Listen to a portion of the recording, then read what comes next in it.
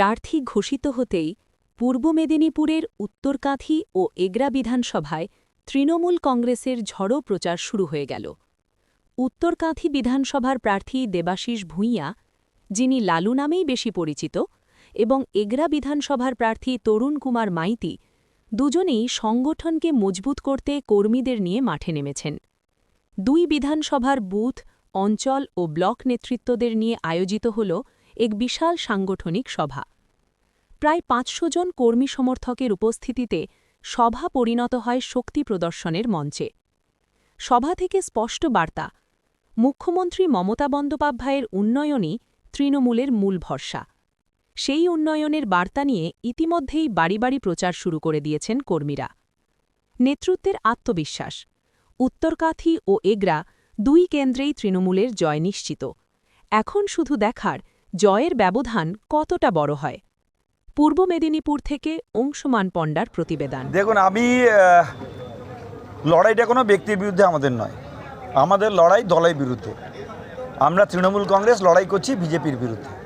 মমতা বন্দ্যোপাধ্যায় উন্নয়ন আর বিজেপির বাংলা দখল করার পদ্ধতি, পলিসি, তাদের হুজ্জুতি আর আমাদের ডেমোক্রেসি, এটা লড়াই। আমরা মানুষের কাছে যাব। মমতা বন্দ্যোপাধ্যায় 15 বছরের উন্নয়ন, বাংলার জন্য মমতা বন্দ্যোপাধ্যায় কী করেছেন সেই কথাগুলো বলবো।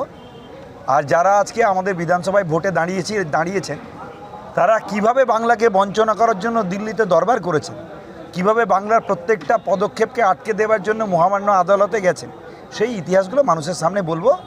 চয়েস মানুষের, মানুষ বেছে নেবে এবং মানুষ সঠিকটাই বাঁচবে। মমতা বন্দ্যোপাধ্যায়কে 14বারের জন্য মুখ্যমন্ত্রী করবে। আর এগরাতে তৃণমূল কংগ্রেস 200% জিতবে। একদিকে নেত্রীর লক্ষ্মী ভাণ্ডার যে 1000 থেকে 1500, ইমান ভাতা 1500 থেকে 2000, পুরোহিত ভাতা 1500 থেকে 2000, সেখানে কি এটাও কি একটা বড় ইস্যু হবে মনে হয়? কিসের ইস্যু হবে? ভোট প্রচারে মমতা বন্দ্যোপাধ্যায় আজকে বলে আজকে নয়, 2011 সালে জেতার পরে 2013 সালে পঞ্চায়েত নির্বাচনে মহিলাদের জন্য 50% সংরক্ষণ করেন, তখন তো প্রশ্ন ওঠেনি। 2016 সালে জেতার পরে বলেছিলেন যে আমি কন্যাশ্রী করব, কন্যাশ্রী করেছেন, তখন তো প্রশ্ন ওঠেনি। 2021 সালে জেতার সময় বলেছিলেন লক্ষ্মীর ভাণ্ডার করব, লক্ষ্মীর ভাণ্ডার করার পরে প্রশ্নটা উঠল কেন? মহিলা এরকম একটা স্কিম চালু করতে পারেন পুরুষতান্ত্রিক বিজেপি এটা ভাবতে পারেনি। তারা সবসময় মহিলা বিদ্বেষী, কিন্তু তার যে সারবত্তা, তার যে অনিবার্যতা, এটাকেও অস্বীকার করতে পারছে না। তাই আপনি দেখুন, কোথাও লাডলি বাহিন চালু করছে, কোথাও সুভদ্রা যোজনা চালু করছে, কিন্তু কোথাও দানা বাঁধছে না। কিন্তু মমতা বন্দ্যোপাধ্যায়ের লক্ষ্মীর ভাণ্ডার কন্টিনিউয়াস একটা সিস্টেমে চলছে, সমস্ত মানুষ তার সুবিধে পাচ্ছেন। আর স্বাভাবিকভাবে মহিলাদের ক্ষমতায়ন, মহিলাদের অর্থনৈতিকভাবে স্বাবলম্বী করা, রাজনৈতিকভাবে ক্ষমতাশীল করা, 34 বছরের বামফ্রন্ট যেটা পারেনি 33% বলে, বিজেপি যেটা বিল আনার পরেও করতে পারেনি, সেখানে মমতা বন্দ্যোপাধ্যায় একটা কলমের খোঁচায় ত্রিস্তর পঞ্চায়েতে 50% রিজার্ভেশন করে দিয়েছে। রাজনৈতিক ক্ষমতায়ন, মহিলাদের অর্থনৈতিক স্বাবলম্বী করা, এসএইচজি গ্রুপ তৈরি করে দিয়ে রোজগারের ব্যবস্থা করে দেওয়া, বিকল্প অর্থনীতি, বিকল্প কর্মসংস্থানের ব্যবস্থা করা, এসব মমতা বন্দ্যোপাধ্যায় যা করেছেন সেগুলো বিজেপি নিতে পারছে না। সেই কারণের জন্য ওদের গাত্র দেওয়া হচ্ছে মমতা বন্দ্যোপাধ্যায় নামে। 2026 যে বিধানসভার লড়াই হবে, নরেন্দ্র মোদীর অনুন্নয়ন, বঞ্চনা আর মমতা বন্দ্যোপাধ্যায়ের মডেল উন্নয়ন, এই দুটোকে সামনাসামনি রেখে লড়াই হবে। এখানে মমতা বন্দ্যোপাধ্যায় ভার্সাস আদার্স। এই লড়াইতে মমতা বন্দ্যোপাধ্যায় জিতবেন, বাংলার উন্নয়ন জিতবে। বাঙালি অবাঙালির লড়াই, এই লড়াইতে বাঙালি জিতবে, অবাঙালিরা হারবে। আপনার পরিবার অনেক একদম ধাক্কা খেয়েছেন, অনেক মার খেয়েছেন, সেক্ষেত্রে এই প্রথম আপনাকে বিধানসভার টিকিট দেওয়া হলো। এক্ষেত্রে কি প্রথম ইস্যু হবে যে এখানকার লক্ষ্মী ভাণ্ডার 1000 থেকে 1500, ইমান ভাতা 1500 থেকে 2000, পুরোহিত ভাতা 1500 থেকে 2000, এগুলোকে কি ইস্যু অনেকটা প্লাস পয়েন্ট করবে? নিশ্চয়ই মমতা বন্দ্যোপাধ্যায়ের উন্নয়ন তো বাংলা আমাদের নির্বাচনী লড়াইয়ের মূল শক্তি। আর যেটা আমার ক্ষেত্রে প্লাস পয়েন্ট, যে আমার যে বিরোধী প্রার্থী সুমিতাদি, তিনি 5 বছরের জন্য মানুষ তার উপরে ভরসা করেছিলেন। আর সম্প্রতি একটা সরকারি তথ্যতে বেরিয়েছে তিনি এই পূর্ব মেদিনীপুর জেলার 16টা বিধায়কের মধ্যে সবচেয়ে খারাপ পারফরমেন্স। তিনি তার বিধায়ক তহবিলে টাকা খরচ করতে পারেননি, মানুষের জন্য প্রকল্প জমা দিতে পারেননি, এলাকার উন্নয়নের খতিয়ান তিনি স্কিম জমা দিতে পারেননি।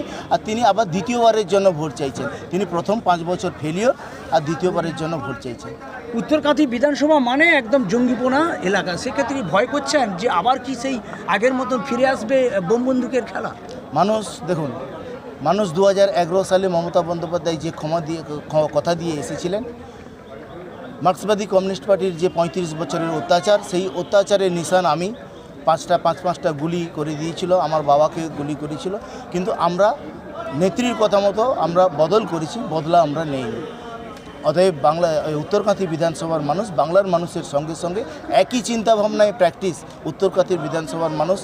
জঙ্গিপনা করার লোকেরা এখন ভারতীয় জনতা পার্টিতে, তাকে কোনোদিন আর রেনুয়াল দিবে না, এটা নিশ্চিত থাকবে। রাত পোয়ালেই ঈদ, আপনার বিধানসভায় সংখ্যালঘু মানুষকে কি শুভেচ্ছা দেবেন? নিশ্চিতভাবে ঈদের শুভেচ্ছা দেব। সর্বধর্মের সমন্বয়ের কথা আমাদের নেত্রী শিখিয়েছেন। নেত্রী বলেন, হিন্দু মুসলমান আমরা করি না, আমরা মানব ধর্মে বিশ্বাস করি। আমি হিন্দু ধর্ম অবলম্বী হলেও আমি অপর ধর্মকে সম্মান করি, বিশ্বাস করি। এটা আমাদের প্রার্থী মমতা বন্দ্যোপাধ্যায় ঘোষণা করেছেন। আমাদের ব্লকে 2 জন প্রার্থী, উত্তরকাঁথির একজন এবং আমাদের এগরা বিধানসভায় 8টা অঞ্চলের মধ্যে 7টা অঞ্চল এগরা বিধানসভার, একটা অঞ্চল হচ্ছে আমাদের উত্তরকাঁথি বিধানসভার। অতএব আমরা প্রার্থী ঘোষণা হয়েছে, তারপরে আমাদের প্রস্তুতি সভা করতে হয়, এটা স্বাভাবিক নিয়ম, এবং তাই আমরা সমস্ত নেতৃত্ব বসে 2 জন প্রার্থীকে নিয়ে আমরা একটা প্রস্তুতি সভা করলাম। আগামী দিনে বিজেপির যেই প্রার্থী হোক, আমাদের লড়াই হচ্ছে উন্নয়নের পক্ষে আর সাম্প্রদায়িকতার বিরুদ্ধে। বাংলা বাঁচানোর লড়াই, বাংলার স্বাভিমান বাঁচানোর লড়াই। তাই এগরা 2 নম্বর ব্লকও বাংলার মধ্যে একটি সক্রিয় ভূমিকা নেবে। সারা বাংলা যখন আজকে এক হয়েছে মমতা বন্দ্যোপাধ্যায়কে মুখ্যমন্ত্রী করার, এগরা 2 নম্বর ব্লকও আজকে ঐক্যবদ্ধ হয়েছে। আর সেই ঐক্যবদ্ধ লড়াই আজ থেকে শুরু হয়েছে যে আমাদের যে 2 জন প্রার্থী রয়েছে তাদেরকে আমরা বিপুল ভোটে জয় করাবো। এর আগে ব্লক প্রেসিডেন্ট একটু